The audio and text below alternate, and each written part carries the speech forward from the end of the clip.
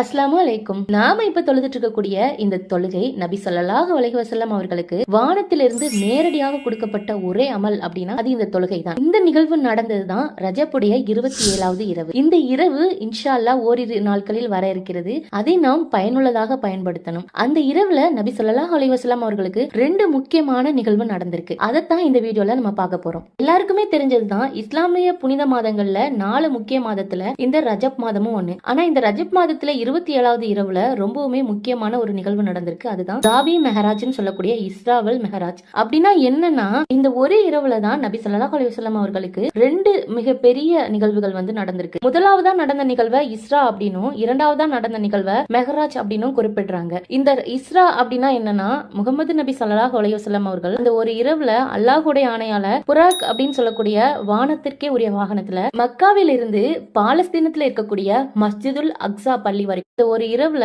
அல்லாஹ்வுடைய ஆணையால புராக் அப்படின்னு சொல்லக்கூடிய வானத்திற்கே உரிய வாகனத்துல மக்காவில் இருந்து பாலஸ்தீனத்துல இருக்கக்கூடிய மஸ்ஜிதுல் அக்ஸா பள்ளி வரைக்குமே அழைத்து செல்லப்படுறாங்க. இந்த பயணத்தை தான் இஸ்ரா அப்படின்னு சொல்லிட்டு குறிப்பிடுறாங்க. இரண்டாவதா அந்த மஸ்ஜிதுல் அக்ஸாவில் இருந்து நபி ஸல்லல்லாஹு அலைஹி வஸல்லம் அவர்கள் வானத்திற்கு மேலே அழைத்து செல்லப்படுறாங்க. இந்த பயணத்துக்கு தான் மெஹராஜுடைய பயணம் அப்படின்னு சொல்றாங்க. அதாவது நபி ஸல்லல்லாஹு அலைஹி வஸல்லம் அவர்களுக்கு கிடைத்த மிக பெரிய பாக்கியம் ஒவ்வொரு வானத்தின் அடுக்கிலும் அவர்களுக்கு முந்தி வாழ்ந்த நபிமார்களை பார்க்கக்கூடிய அந்த பாக்கியம். அதாவது முதல் வானம், இரண்டாவது வானம் அப்படின்னு சொல்லிட்டு 7 வானங்கள்லயுமே ஆதம் அலைஹி வஸல்லம் அவர்கள், ஈசா அலைஹி வஸல்லம் அவர்கள், யூசுப் அலைஹி வஸல்லம் அவர்கள், மூசா அலைஹி வஸல்லம் அவர்கள், இப்ராஹிம் அலைஹி வஸல்லம் அவர்கள், இப்படி ஒவ்வொரு நபிமார்களையும் பார்த்த பிறகு இறுதியா சித்ரத்துல் முன்தஹா அப்படின்னு சொல்லக்கூடிய இடம் வரைக்கும் போறாங்க. அதாவது இந்த இடத்துல குறிப்பா என்ன சொல்றாங்கன்னா மாணவர்களின் தூதரான ஜிப்ரீல் அலைஹி வஸல்லம் அவர்கள் கூட செல்ல முடியாத அந்த இடத்திற்கு நபி ஸல்லல்லாஹு அலைஹி வஸல்லம் அவர்கள் அல்லாஹ்விற்கு அருகே அழைத்து செல்லப்பட்டிருக்காங்க. இந்த பயணத்துக்கு தான் மெஹராஜுடைய பயணம் அப்படின்னு சொல்றாங்க. அதுதான்